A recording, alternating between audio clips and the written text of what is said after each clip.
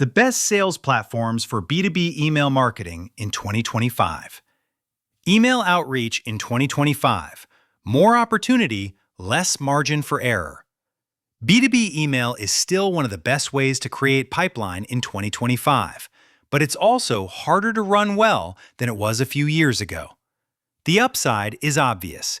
Many benchmarks still put email ROI around $38 to $46 returned for every $1 spent. The downside is equally real. Inboxes are crowded, buyers are numb to generic sequences, and delivered doesn't always mean seen. That's why the best platform isn't a single tool. It's a stack that matches your motion and protects deliverability while helping reps execute consistently. If your SDR team is booking meetings, you typically need a sales engagement layer that orchestrates email, calls, and LinkedIn tasks. If you're sending at scale, you need cold email infrastructure that can handle mailbox rotation, warm-up, and throttling without burning your primary domain. In this guide, we'll focus on what actually moves outcomes, choosing the right platform category for your workflow, building deliverability guardrails, and measuring success by meetings and pipeline, not vanity metrics. Along the way, we'll call out the common mistakes that sink outbound programs and how we see top-performing teams and our team at SalesHive avoid them. What good looks like now and why benchmarks can mislead you. Email performance is still strong in B2B, but the range is wide. Many sources cite average B2B open rates roughly in the 20 to 36% band, and cold email opens around the high 20% range depending on list quality and how open is measured post-Apple MPP. That's exactly why we treat opens as directional only and push teams to optimize for replies, meetings booked, and opportunities created. Cold email reply rates commonly land around 3 to 5%, but top quartile campaigns can hit 15 to 25% when targeting, personalization, and follow-up are dialed in. In other words, the same channel can feel dead or unstoppable depending on execution.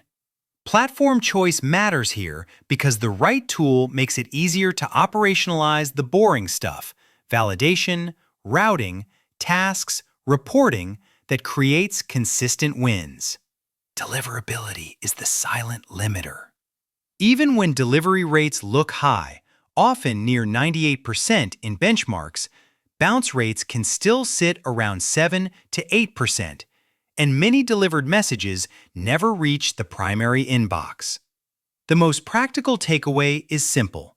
Prioritize platforms that help you manage sender reputation through authentication support, SPF, DKIM, DMARC guidance, inbox rotation, warm-up, and volume controls, and then actually use those features with clear internal rules. Match the platform to your motion, not the other way around. Most teams get stuck because they lump every email tool into one bucket. In reality, there are 4 layers that matter: sales engagement platforms for SDR workflow, high-volume cold email senders for scale and deliverability controls, marketing automation for nurture, not cold outbound, and data personalization layers that make outreach relevant. Your job is to decide which layer is primary for your team and which layers should be supporting cast. If you run a structured SDR motion with multi-touch follow-up, a sales engagement platform is usually the hub because it ties outreach to tasks, call steps, CRM activity, and manager reporting. Research and market commentary have consistently positioned platforms like Outreach and SalesLoft as frequent finalists when organizations buy sales engagement, largely because they're built for orchestration rather than just sending. That orchestration is also where you unlock multi-channel lift. Teams that combine email with calls and LinkedIn touches often see meaningfully higher engagement than email-only sequences. If your motion is high volume, top of funnel, or you're operating like a cold email agency that needs mailbox scale, the hub can flip. Dedicated cold email tools are designed for inbox rotation, warm-up pools, and managing multiple domains safely. In that case, you still need a system of record, CRM, and a workflow layer, but your sending infrastructure becomes a specialized engine rather than a feature inside a larger suite. How to evaluate platforms without getting trapped by hype. The fastest way to waste budget is picking a platform based on marketing hype instead of how your team actually sells. We recommend documenting your current and ideal outbound workflow, how leads enter, who builds lists, how reps personalize, what done looks like each day, and how meetings get attributed. Once that's clear, evaluate tools against the workflow, not the other way around. A practical approach is a weighted scorecard with a few categories that matter most in 2025. Deliverability controls, CRM integration depth, sequence flexibility, personalization support beyond basic tokens, and reporting that ties outreach to meetings and pipeline. Then run a 60 to 90-day pilot with a small group of power users and hold the tools accountable to outcomes like meetings booked per inbox and opportunities created per sequence. Also, bake in guardrails before you scale. Spray and pray from a single domain is still one of the most expensive mistakes teams make because it tanks reputation and can even impact your corporate domain. The right platform should make it easy to implement domain pools, enforce daily send caps, validate lists before launch, and throttle volume automatically so reps can't accidentally burn a sender in a week. If your emails don't land in the inbox, your copy, your sequences, and your tech stack don't matter. The best platform types for outbound SDR teams and where each wins. For SDR teams that live and die by booked meetings, sales engagement platforms like Outreach and SalesLoft tend to win because they unify cadence steps, call tasks, and CRM tracking. They're built for multi-channel execution and manager visibility, which is why they're common choices when organizations want a standardized SDR workflow. Apollo is a popular alternative for smaller teams because it combines prospecting data with engagement in one place, which can simplify an early-stage stack. For high-volume outbound, dedicated cold email platforms like Instantly, SmartLead, Lemlist, and Woodpecker are designed for mailbox scale and deliverability operations. In practice, we see the cleanest results when teams separate sending infrastructure from their core CRM, then connect the two through reliable syncing and clear attribution rules. This approach is also common among outbound sales agency teams and sales development agency operators because it keeps infrastructure flexible as campaigns and clients change. Regardless of which platform sits at the center, personalization and segmentation are non-negotiable. Benchmarks often show personalized emails can lift opens and clicks by roughly 30% to 50%, and segmented campaigns can drive up to 64% more conversions versus non-segmented sends.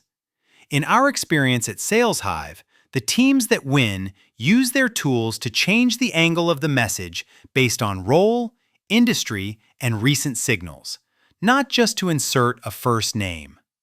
Common failure points and the fixes that actually work. One of the most common problems we see is relying on native platform data alone for prospecting. Even strong databases saturate quickly in competitive segments, and teams start hammering the same overfished contacts. The fix is to diversify your data inputs and enrichment and to treat list building as an ongoing system, whether you do it internally or via list-building services from a B2B sales agency that can refresh your universe every campaign. Another frequent miss is underutilizing multi-channel capabilities. Email-only sequences leave money on the table because many buyers respond after several touches across channels. A strong outbound sales agency playbook blends email with B2B cold calling services, LinkedIn touches, and timely follow-ups, ideally orchestrated inside a sales engagement platform so reps know exactly who to call, what to say, and where the prospect is in the cadence. Finally, teams still optimize around vanity metrics. With open rates distorted, it's easy to win by writing clicky subject lines while losing on qualified conversations. The fix is reporting that ties outreach to meetings booked, opportunities created, and ARR influenced per sequence and per sender. When you track meetings and pipeline per inbox, you can spot which segments and senders are actually producing revenue and reallocate volume fast. Optimization, deliverability, personalization, and volume guardrails. Deliverability is a discipline, not a checkbox. In 2025, the minimum viable standard includes authenticated sending, SPF, DKIM, DMARC, routine list validation to reduce bounces, conservative ramp schedules for new domains, and strict daily caps per inbox. Platforms that support inbox rotation and throttling help you operationalize these rules, but you still need clear internal ownership, so just one more campaign doesn't undo weeks of reputation work. Personalization is the second lever, and it's where most teams fall short. Basic tokens are table stakes. Differentiation comes from changing the message angle using real signals like job changes, funding, hiring trends, tech stack, and content engagement. When that research is done consistently, it's realistic to move from average reply rates around 3 to 5% into the 10 to 20% band in the right segments, because prospects can immediately see this is for me rather than this is a template. Volume is the third lever, and it's the one that causes the most damage when unmanaged. High-volume sending can work, but only when list quality and segmentation keep complaint rates low and engagement healthy. We recommend building a simple operating cadence, weekly list quality checks, daily bounce monitoring, and monthly sender-level reviews that correlate each inbox to meetings and pipeline, not just activity. Next steps: build the right stack, or outsource the execution. If you want to make a smart platform decision this quarter, start by auditing your motion and stack. Map how leads enter your pipeline, how your SDRs run outreach today, where deliverability is managed or ignored, and which tools reps actually use. From there, pick evaluation criteria, run a pilot, and standardize only after you can prove lift in meetings booked and pipeline created. If your team is small or you don't have the in-house bandwidth to run best-in-class outbound operations, sales outsourcing can be the faster path to results. Many companies choose to hire SDRs internally, but underestimate the overhead of deliverability management, list building, QA, coaching, and tooling. Working with an outsourced sales team can make sense when you want outcomes, meetings, and pipeline, without turning your internal team into part-time deliverability engineers. At SalesHive, we sit at the intersection of technology and execution.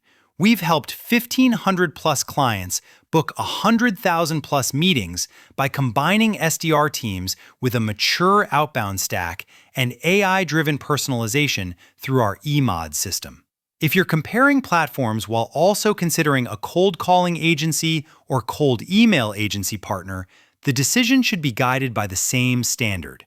Which option gets you to consistent, measurable meetings and pipeline with the least operational risk?